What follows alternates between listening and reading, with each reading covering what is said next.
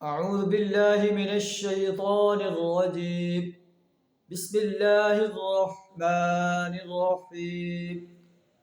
ولا يحسبن الذين كفروا أنما نملي لهم خير لأنفسهم إنما نملي لهم ليزدادوا إثما ولهم عذاب مهين.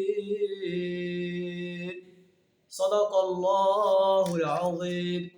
سورہ آل عمران آیت نمبر 178 آپ کے سامنے تلاوت کی ہے، جس کا ترجمہ کچھ اس طرح ہے: وَلَا يَحْسَبَنَّ الَّذِينَ كَفَرُوا، کافر لوگ ہماری دی ہوئی مہلت کو اپنے حق میں بہتر نہ سمجھے.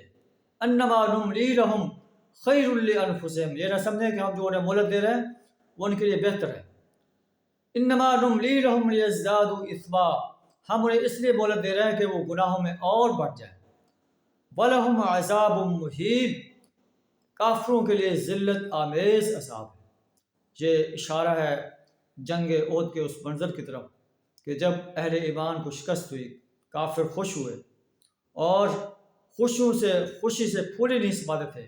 اللہ نے قرآن نازل فرما دیا، یہ کافر جو ہیں خوش نہ ہوں، ہم تو انہیں مہلت دے رہے ہیں. انما نملی لہم لیزدادوا اثما، یہ ہم مہلت اس لیے دے رہے ہیں کہ یہ گناہوں میں بڑھتے چلے جائیں.